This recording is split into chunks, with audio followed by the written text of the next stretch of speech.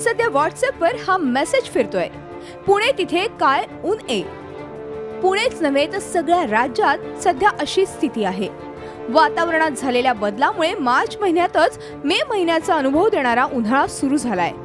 आणखी 2 ते 3 दिवस हीच स्थिती कायम राहील असं हवामान तज्ज्ञांचं म्हणणं आहे. अंदाजानुसार असं दाखवतंय की पुढल्या आठवड्यात 3 एप्रिल नंतर तिथं उष्ण हवेच्या येणार आहे आणि तीच हवा पुढं आपल्या भागात दक्षिणेकडे सरकणार आहे.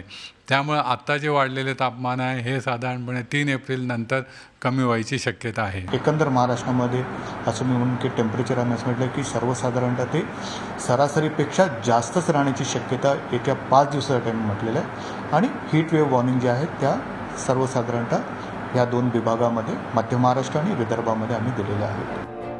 गुजरात आणि मध्य महाराष्ट्रात अँटी सायक्लोन तयार झाल्यानं ही उष्णतेची लाट आली आहे. वाळवंटी प्रदेशात तयार झालेले उष्ण आणि कोरडे वारे महाराष्ट्रातून वाहत आहेत. यामध्ये 1.5 ते 3 किलोमीटर उंचीवरून खाली येणारे कोरडे वारे मिसळले जात आहेत. त्यामुळे उष्णतेच्या लाटेची तीव्रता आणि आवाकाही मोठ्या प्रमाणात वाढलाय. येत्या 3 दिवसात उत्तर वायव्येकडून येणारे थंड वारे भारतात प्रवेश करण्याची शक्यता हवामान तज्ज्ञांनी वर्तवली आहे. असं झाल्यास तापमानात घट होऊन काहीसा दिलासा मिळू शकेल. असं असलं तरी मार्च संपण्यापूर्वीच उष्माघातानं बळी घ्यायला सुरुवात केली आहे. धुळे जिल्ह्यात शिरपूर तालुक्यामध्ये बाभुळदे येथील माजी सरपंच मालतीबाई निकुंभे उष्माघाताला बळी पडल्यात. त्यांना 106 डिग्रीपर्यंत ताप होता. धुळ्याला रुग्णालयात नेलं जात असतानाच त्यांचा मृत्यू झाला. हा मृत्यू उष्माघातामुळे झाल्याचा प्राथमिक अंदाज आहे. तर बीडमध्ये उष्माघातानं नांदूरघाट येथील रूपाबाई मिसळे ह्या 77 वर्षीय महिलेचा मृत्यू झालाय.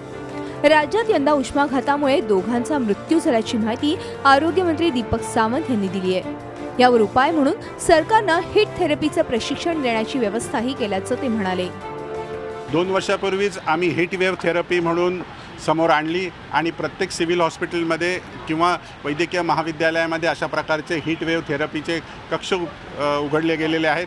आणि यासाठी आपण एक SOP म्हणजे स्टँडर्ड प्रोटोकॉल सिस्टीम आपण डिझाईन केलेली आहे. एकीकडे उष्माघातानं बळी जात असताना बदलत्या वातावरणामुळे स्वाईन फ्लूचा प्रादुर्भावही वाढत असल्याचं आरोग्यमंत्र्यांनी स्पष्ट केलंय. अँटी सायक्लोनमुळे निर्माण झालेली ही स्थिती लोकांच्या जीवावर बेततेय. सरकार आपल्या परीनं प्रयत्न करत असलं तरी नागरिकांनी सावध राहून काळजी घेण्याची गरज आहे. Bureau report, Zee media. Zee 24 तास रहा एक पाऊल पुढे.